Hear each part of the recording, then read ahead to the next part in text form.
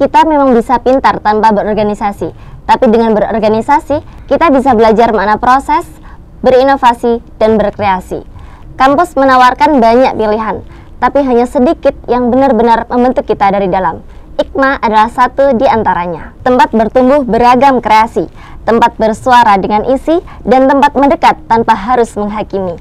Karena kadang, suara paling merdu lahir dari hati yang paling jernih. Selamat datang di LP2M Spotlight, podcast pengenalan UKM IKMA bersama saya, Kafkafa Alfinuri. Assalamualaikum warahmatullahi wabarakatuh. Baik, telah hadir bersama kita dua narasumber yang sangat luar biasa.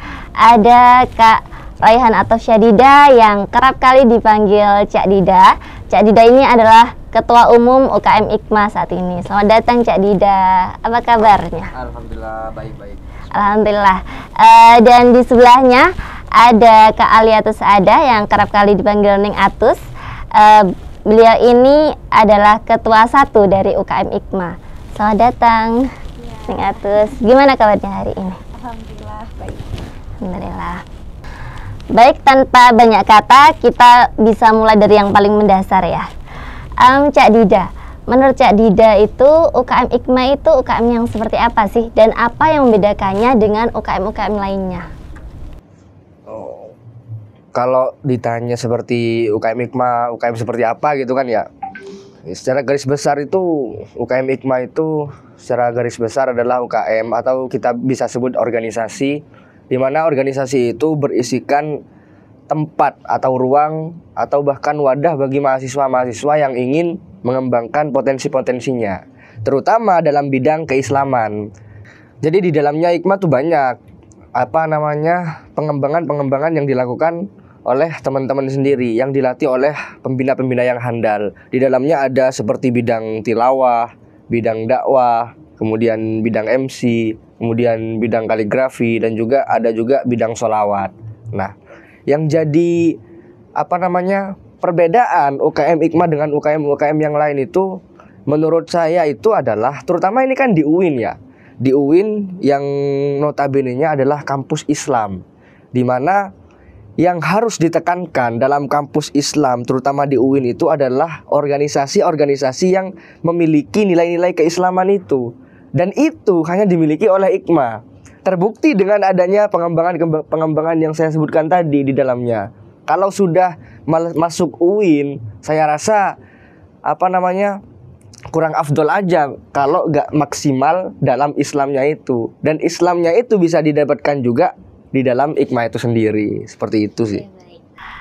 Berarti IKMA ini ada banyak sisi ya. Bukan hanya sekedar qori-qoriah atau tilawahnya saja, tapi ada kaligrafi, sholawat, dan juga public speaking di bidang MC. Nah, kalau soal kemampuan ngaji sendiri nih, saya penasaran. Ning Atus, IKMA kan seringkali dikaitkan dengan dunia qori-qoriah. Nah, tapi apakah benar semua anggotanya itu harus jago ngaji? Memang seringkali kita dengar juga ya, kalau IKMA itu sebagai wadahnya para qori-qoriah. Nah, terkait untuk jago mengajinya, insya Allah semua anggota IKMA itu bisa mengaji. Apalagi kita di kampus UIN ya, kampus Islam juga ya. Nah, akan tetapi terkait untuk memahami sendiri bagaimana nada-nada tilawahnya untuk menjadi qori-qoriahnya, itu kan kita ada berbagai bidang juga ya, salah satunya bidang tilawah. Jadi untuk menekuni di nada-nada itu, kita bisa terjun ke bidang tilawah. Tapi tidak menutup kemungkinan bidang-bidang lain seperti bidang MC, sholawat, kaligrafi, dan dakwah itu tidak menutup kemungkinan untuk belajar di bidang tilawahnya juga. Nah, karena pada dasarnya berkaitan juga sama slogannya IKMA ya, 5 bidang semua ada, pasti bisa gitu. Oke. Nah, ini penting karena banyak mahasiswa yang merasa takut bergabung karena merasa belum pantas gitu kan. Padahal justru di IKMA lah mereka bisa belajar, gitu kan. Nah, bicara soal kegiatan, tentu yang namanya UKM nggak lepas dari rutinitas dan program. Sebenarnya kegiatan-kegiatan seperti apa sih yang paling mencolok di IKMA? Nah, Cak Dida, selama ini kegiatan apa saja yang paling rutin atau jadi ciri khasnya IKMA? Oke, kalau ciri khas dari kegiatan IKMA itu sendiri ya, Sebenarnya kan kita paham kalau Hikmah itu banyak kegiatan ya kan. Ada yang ini, ada yang itu. Tapi ada yang ciri khas, ada yang memang selalu rutin dilakukan setiap weekendnya, setiap minggunya gitu. Yaitu adalah ada namanya rutinitas dan BIMSUS. Rutinitas dan BIMSUS itu seperti apa? Kita singkat menjadi Rutbim gitu kan ya. Rutbim itu adalah kegiatan di mana di dalamnya itu memang teman-teman, anggota-anggota itu memang ditekankan untuk mengembangkan potensi yang mereka miliki. Seperti anggota yang katakanlah dalam bidang dakwah ini mengikuti rutinitas dan BIMSUS itu dalam rangka apa? Ya untuk mengembangkan potensi dan skillnya. Dia belajar dakwah, dia belajar intonasinya bagaimana. Begitupun bidang-bidang yang lain, bidang tilawah misal, itu mengikuti rutinitas dan BIMSUS itu sendiri dalam rangka mengembangkan potensinya, mempelajari lagu Nahawan, Ros, Jiharka atau lain sebagainya gitu kan. Dan itu rutin sekali dilakukan dalam setiap minggunya. Biasanya setiap minggu itu katakanlah ada 2-3 pertemuan. Biasanya hari Senin, Rabu, ataupun Jumat kalau kurang gitu ya. Ya. Oke, itu menarik ya. Tapi kadang orang di luar kan hanya tahu permukaannya saja, hanya tahu rutinitas dan BIMSUSnya saja.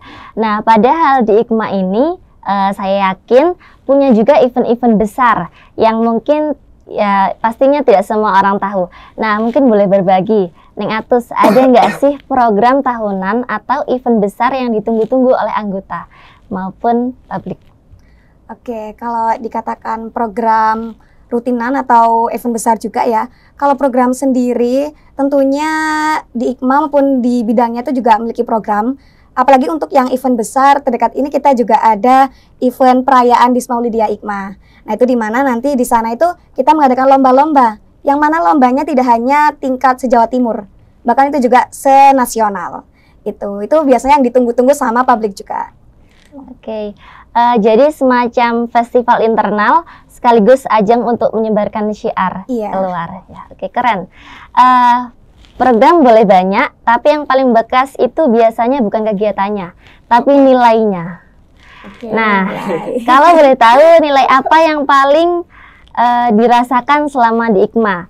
Dari Cak Dida, apa sih nilai yang paling penting yang dirasakan setelah gabung di Hikmah? Yang saya rasakan ya, saya gabung Hikmah itu kalau nggak salah tahun berapa ya? 2022 jadi anggota kan di sana. Ya karena memang pengen belajar aja gitu kan, belajar. Kebetulan saya katakanlah punya sedikit skill tentang dakwah misal. Saya masuklah ke Hikmah itu dalam bidangnya yang namanya bidang dakwah itu sendiri. Kemudian seiring dengan berjalannya waktu, saya sedikit kaget. Yang saya pikirkan adalah ini UKM, ini organisasi hanya sebatas yang namanya belajar gitu doang, belajar tilawah, belajar kaligrafi, belajar dakwah. Tapi setelah saya rasakan di dalamnya tuh juga banyak mengandung nilai-nilai organisasi seperti kepemimpinan gitu kan ya. Jadi meskipun belajar keislamannya itu dapat, nilai-nilai keorganisasiannya itu gak ketinggalan ya. Jadi dia bisa profesional dalam secara sosial itu bisa profesional, kemudian manajemennya juga bisa tertata rapi. Kadang kan ada Mbak orang-orang itu yang katakanlah hanya sebatas mengetahui potensinya saja tanpa mengikuti kalau saya katakan tuh aktivis gitu kan.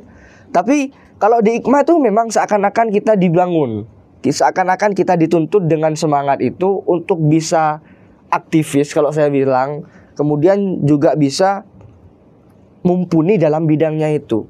Jadi nilai yang terpenting kalau menurut saya dalam Hikmah itu secara profesional, secara keseluruhan anggota-anggota Hikmah, lulusan-lulusan Hikmah nanti itu saya yakin akan menjadi orang-orang yang sangat berguna lah.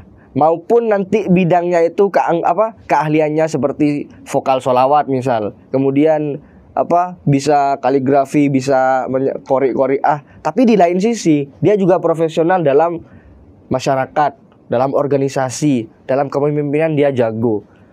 Kalau menurut saya seperti itu sih. Baik, seperti tadi yang telah dikatakan bahwa di IKMA ini kita banyak belajar tentang nilai keislaman dan juga belajar yang lainnya menjadi seorang aktivis. Nah, apakah menjadi seorang aktivis tersebut bisa mengganggu kita belajar dalam hal akademik atau bisa mengganggu IPK? Saya ini masalah profesional lagi, bahwasanya ada pertanyaan misal, apakah kita sibuk nih, banyak kegiatan nih di IKMA nih. Kita banyak kegiatan nih di IKMA. Yang kita panitia, kita setiap hari rutinan. Apakah itu bisa mengganggu nilai akademik kita? Dimana kita juga profesinya juga sebagai mahasiswa gitu kan ya. Kita kuliah juga. Nah, kalau di IKMA itu saya selaku katakanlah sebagai ketua umum juga, saya juga misal kurang sependapat jikalau orang-orang mahasiswa-mahasiswa itu mengorbankan nilai akademiknya hanya demi IKMA. Kalau berarti demikian, saya berani mengatakan bahwa IKMA itu adalah organisasi yang toksik kalau begitu. Tetapi antara kuliah, antara nilai akademik dan juga organisasi itu juga harus sama-sama jalan. Makanya kalau katakanlah ada anggota semisal, Mas, saya ada kegiatan kuliah hanya seperti ini, gak apa-apa, lakukan saja, karena itu juga memang kewajiban kalian, kewajiban teman-teman. Tetapi kalau ada waktu luang, ayo ke IKMA, kita berproses bareng-bareng. Jadi makanya kalau sampai gara-gara IKMA itu mahasiswa-mahasiswa ada yang katakanlah terjebak dalam nilai akademiknya, itu saya rasa ada yang kurang, entah itu dalam bagaimana dia manajemennya dan lain sebagainya. Yang terpenting gak ada benteng lah antara mahasiswa ini, antara nilai akademik ini dan juga organisasi IKMA. Harus sama-sama jalan lah, profesional gitu kan ya. Ya, memang kadang orang itu terlalu sibuk mengejar IPK sampai lupa memperkaya rohani. Nah, IKMA hadir jadi pengingatnya gitu ya.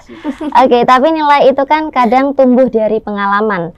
Ada nggak momen pribadi yang mungkin sederhana tapi membekas yang pernah dialami selama di IKMA? Ning Atus, dalam IKMA adakah pengalaman yang menurut Ning Atus ini paling menyentuh? Mungkin juga mengubah cara Ning Atus memandang kehidupan. Oke, berbicara mengenai pengalaman ya, pasti semua orang punya pengalaman yang berbeda-beda. Kalau dari aku sendiri itu, waktu pertama kali masuk IKMA, itu aku ngerasa benar-benar dihargai dan langsung diterima. Nah, pada saat itu, karena kalau ketum sendiri kan sudah punya skill lah, sudah punya bekal lah untuk mengikuti IKMA juga bidang dakwah gitu kan. Nah, kalau aku benar-benar mulai dari awal, mulai dari nol. Nah, masuk di IKMA, aku benar-benar diajak untuk terus berproses, untuk terus menggali dan menemukan jati diri. Nah, dari IKMA ini, alhamdulillah pengalaman aku yang awalnya aku hanya diam aja, nggak punya pengalaman untuk nge-MC, akhirnya mendapatkan pengalaman itu bisa nge-MC di luar sana. Gak hanya itu, aku juga mendapat kesempatan yang diberikan oleh IKMA kayak mengajar public speaking di sekolah-sekolah. Itu yang menurut aku berkesan. Nah, selain itu juga di IKMA ini rasa kekeluargaannya yang menurutku itu beda sama yang lainnya, itu ya keluarganya di IKMA. Karena kita dianggap seperti saudara, gak hanya di dalam organisasi, tapi di luar kegiatan organisasi pun kita masih dianggap seperti saudara sendiri. Itu yang menurutku paling berkesan di IKMA. Oke, baik. Cerita-cerita semacam ini tuh yang bikin saya yakin bahwa organisasi bukan hanya soal kegiatan, tapi juga pembentukan jiwa. Iya. Oke, itu menyentuh banget. Sekarang kita balik ke praktis-praktis. Kalau ada mahasiswa baru yang tertarik gabung, caranya gimana sih? Gitu. Cak Dida, gimana cara gabung ke IKMA? Ada seleksi atau terbuka untuk semuanya? Cara masuk ke IKMA gampang nih sebenarnya. Nanti bakal ada yang namanya open recruitment anggota baru. Tidak perlu seleksi sebenarnya. Cuman di sana itu anggota-anggota akan katakanlah untuk mengisi form tentang bisa nanti di dalamnya itu ada peminatannya di bidang apa misalnya. Itu kan ada 5. Jadi anggota nanti tinggal milih mana bidang-bidang ini yang memang cocok untuk dia, ataukah dia itu memang mumpuni di dalamnya, tinggal pilih. Biasanya nanti kita akan membuat seperti stand ya. Stand di sana kita akan promosikan juga. Kita juga akan share di media-media juga tentang bagaimana cara masuk ke dalam anggota IKMA dan bergabung bersama kita gitu. Gak ada yang namanya seleksi-seleksi tuh gak ada. Yang namanya mahasiswa tuh kan pengen belajar juga kan, semuanya pengen belajar. Mungkin di batas semester ya. Iya. Di batas semester 1 sampai 3. Oke, jadi buat teman-teman yang ragu, intinya niat aja dulu. Nanti sisanya bisa tumbuh bersama. Nah, karena terbuka untuk semua, saya penasaran juga, gimana sih culture di dalam IKMA? Apakah semua anggotanya datang dari latar belakang pemikiran yang sama? Ning Atus, IKMA ini kan berbasis nilai-nilai Islam. Nah, tapi bagaimana dengan keberagaman pemikiran dan latar belakang anggotanya?